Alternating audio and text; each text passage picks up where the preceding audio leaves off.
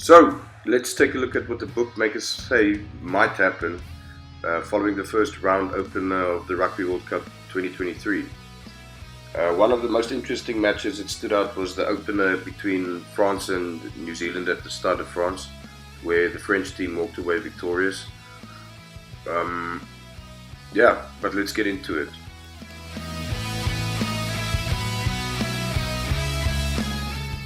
So just a recap of our pools. In Pool A we have New Zealand, France, Uruguay, Italy and Namibia, where Namibia is hoping to get a victory against Uruguay. In Pool B we have South Africa, Ireland, Scotland, who are all three rated in the top 5, hence the pool of death, and then Tonga and Romania. Pool C is Australia, Wales, Portugal, Fiji and Georgia, and Fiji almost upset Wales over the weekend. And then in Pool D we have England, Samoa, Argentina, Chile and Japan. Remembering that nobody from in any World Cup that was in Pool D has ever won a World Cup. So only uncrowned pool. Now taking a look at Pool A between the French and the All Blacks, there's quite a history between these two teams. They've played the most World Cup games against each other than any other team. This installment being the 8th time they've met each other at a World Cup. The All Blacks have won 5 of these encounters, 2 being finals, and the French have won 3 now with their most recent victory at the Stade de France. So the French seem to have a habit of playing in a World Cup final every 12 years.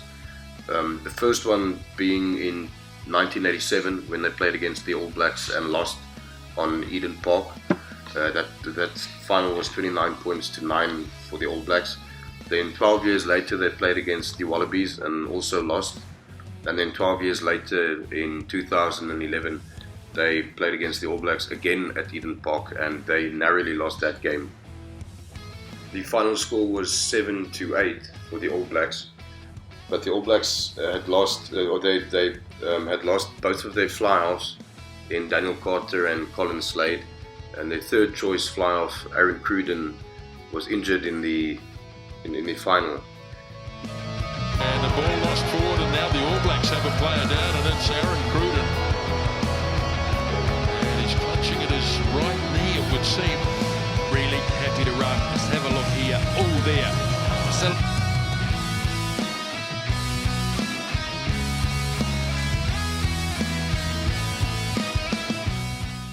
So the All Blacks then called upon their 4th choice fly-off, Stephen Donald, to fill in. He was actually 2 weeks prior to the final, he was on a fishing trip, and they called him out to be backup to Aaron Cruden, and ironically enough he stepped up in the final and slotted the kick that won the All Blacks the game. And well, cometh the hour, well, cometh the man, number 4, 5'8" for the All Blacks. It's been a jinx position, but Stephen Donald's got plenty of experience. Interesting. Stephen Donald striding forward, pointing to the posts. Well, he has kicked 95 points. He scored 95 points. Test rugby, here's his kick. And he's nailed it. And now the question that remains is, will the All Blacks and the French possibly meet each other in a final again? It's a probability. It could happen. We'll see. Now taking a look at Uruguay, they've competed in 4 Rugby World Cup tournaments in 1999, 2003, 2015 and 2019. A huge success for them was their original qualification for the 99 Rugby World Cup in Wales. They won their pool fixture against Spain, finishing 3rd, and in so doing qualified again for the 2003 World Cup. They failed to qualify for the 2007 and 2011 World Cups, but they qualified for the 2015 and 2019 World Cups. Italy have competed in all of the Rugby World Cup tournaments, having made their debut in the inaugural one in 1987. But they finished 3rd in their pools in every tournament that they've played except the 99 one where they lost more than 2 games. So Italy have never qualified to play in a quarterfinal, and to their credit, they are the team that has won the most games, but also never to make it to the quarterfinal stage. And then finally we have Namibia in Pool A. Namibia is nicknamed the Welwitschias, and they first qualified for the Rugby World Cup back in '99, which was the 4th edition of the tournament, and they've been at every Rugby World Cup since then. Now, interesting with Namibia, rugby's been played in Namibia for more than a century, and it was introduced in 1916 by South African soldiers. But the Namibian Rugby Union only came into existence in 1990, when Namibia was awarded independence. Now, Namibia has never managed to reach the playoff stages, but they have been drawn in the same pool as the French twice in 1999 and 2007, and now for the 3rd time. And they've also been drawn in the same pool as the All Blacks twice in 2015 and 2019, and again now for the 3rd time. And now coming to Pool B, or otherwise known the Pool of Death. So named because you've got South Africa, Ireland and Scotland, who are all in the top 5 of the world rankings. Along with that, you've got Tonga, who's an exceptionally physical team that should provide a very hard day at the office, and Romania, who've played in all but one of the previous 9 tournaments. Now, South Africa have already played Scotland and won quite convincingly, and Ireland have already played Romania, and that was an absolute thrashing, 82 points to 8. So the question remains now between Ireland and South Africa, because whoever wins that game is sure to wind up in the semi-finals.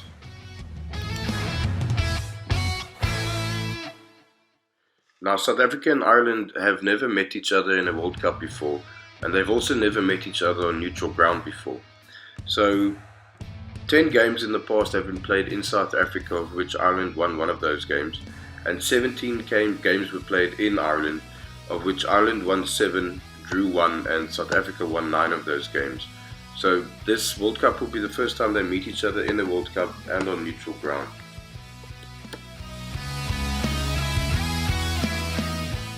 Now, South Africa and Scotland have met each other once before in a World Cup, being in 2015, where South Africa won quite convincingly.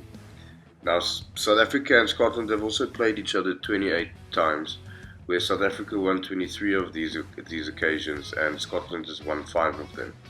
And if you look at the disparity between points scored between the both teams, South Africa has scored more than double the points against Scotland than what Scotland has scored against South Africa, and this proved true when Scotland and South Africa met each other at the opening match of Pool A's or Pool B's game at the 2023 World Cup. Scotland and Ireland first played each other in 1877, and up to this point in time they've played 140 test matches against each other, but their rivalry dates back to being one of the oldest rivalries in rugby union history. So Scotland have won 66 of their encounters with Ireland, and Ireland winning 69 and drawing 5, so it seems pretty evenly matched based off of the history books. Scotland has scored a total of 1,500 points and Scotland a total of 1,700 against. And they've played each other twice in previous Rugby World Cups, so this will be their 3rd encounter. Now, heading into Pool C, it's evident that either Australia or Wales will come out as contenders. But Portugal should put up an interesting battle, and Fiji will be extremely physical.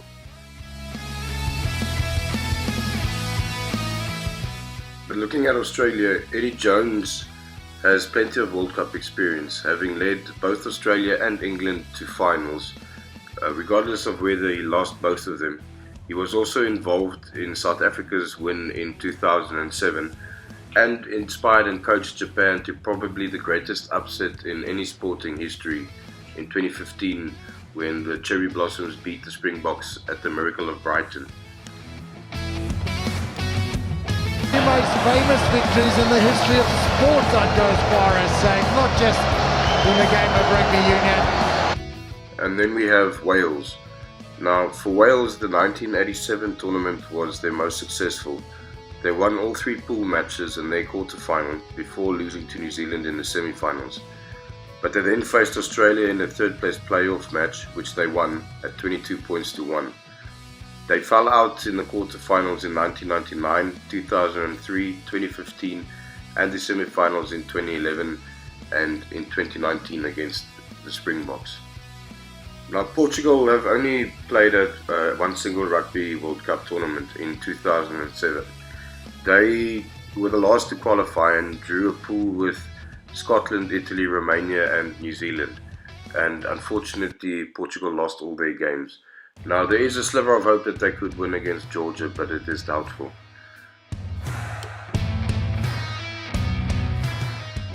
Now, the Fiji national rugby team has played in all of the Rugby World Cup tournaments except the 1995 tournament when they didn't qualify. But their best performances were in both 1987 and 2007 when they made it through to the quarterfinals. And finally, in Pool C, we have Georgia, nicknamed the Lilos, who've qualified for the Rugby World Cup 5 times, starting in 2003. Playing against rugby powers like England and South Africa, the Lilos won their first ever Rugby World Cup match in 2007 when they beat Namibia 30 points to 0. They would repeat this in 2015, beating Namibia by 17 points to 16.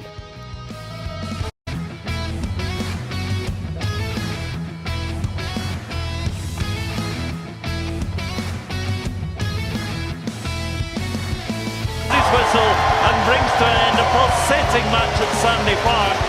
It is victory for Georgia.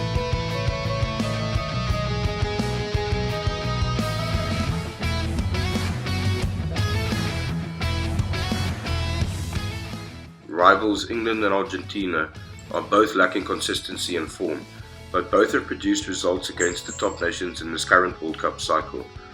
They will ensure that they are not taken lightly, with Japan, Samoa and tournament debutants Chile in their group. Both sides should progress easily enough to the quarterfinals, with England having a 46.1% chance of making the semi-finals.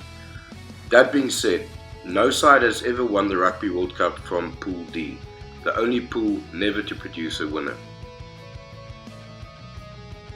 Now, the England national team have competed in every Rugby World Cup since the inaugural tournament in 1987.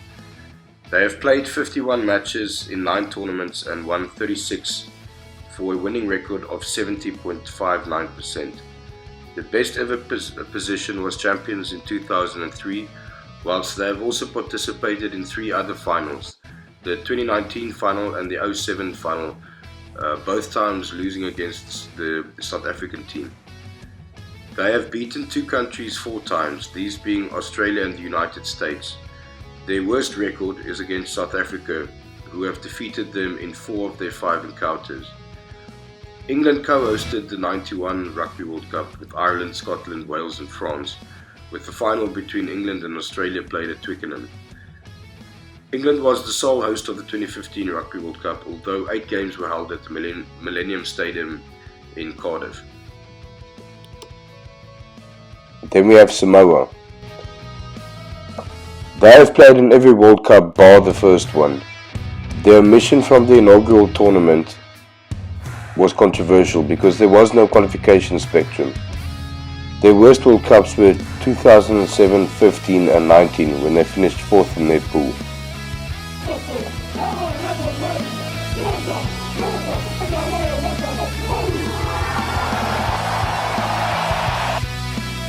Argentina have competed in all the Rugby World Cup tournaments, starting with the inaugural one in 1987. Their best result was finishing in 3rd place in the 07 tournament. They defeated the host side France in the opening game, then beat the other teams in Pool D, finishing on top of their pool. In the knockout stage, they defeated Scotland in the quarterfinals before losing in the semi-finals against the eventual champions South Africa. In the bronze final, they once again faced France. whom they defeated for a second time to maintain their third place. This was a convincing defeat, and it cemented their legacy in Rugby World Cup history. By Argentina, they're going to score again. Oh my goodness, Coletto does it. And this is Chile, or as they are also known, the Condores, have made history by qualifying for their first ever World Cup. Their two warm-up matches against Uruguay and Namibia were both lost with marginal points being either 2 or less. So their inclusion in this year's Rugby World Cup is surely an exciting event for Chile, and I don't see them coming off with any wins in this pool. The Japanese national team have competed in every Rugby World Cup since its inception. They are so far the only team to reach a Rugby World Cup through Asian regional qualifying. In 2019, they progressed to the quarterfinals for the first time in their participation, making them also the first Asian team to do so. Their best performance was in the 2015 Rugby World Cup, when Japan beat South Africa 34 points to 32, and after that they would forever be known as the Brave Blossoms. They won 3 games out of 4 pool playing games, the same as Scotland and South Africa. So looking at the quarterfinals, the first quarterfinal should be played between Australia and Argentina, where Australia is set to win, with a 1.5 bookmakers odd. The second quarterfinal between South Africa and New Zealand sees the All Blacks win. The third between France and Ireland sees France come out on top. And the final quarterfinal sees England and Wales, where England is set to be triumphant. When we consider the semi-final games, it will be a Southern Hemisphere game between Australia and New Zealand, where the New Zealand are set to win. And semi-final 2 will be a Northern Hemisphere clash between France and England, where the French are set to win. And then that leads us to the final. So according to the bookies, the All Blacks are set to win the final. Now I'm not a betting man, but I'm not going to put my money on that. And then finally we have our list of top 10 finishers according to the bookmakers in this year's Rugby World Cup.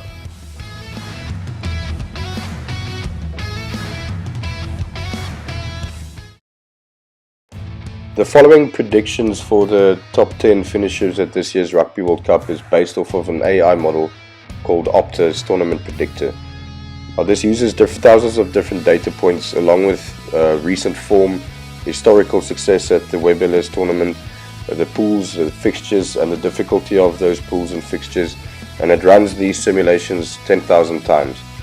Now this is what it predicted that Ireland would win, with France coming in second and South Africa coming in third.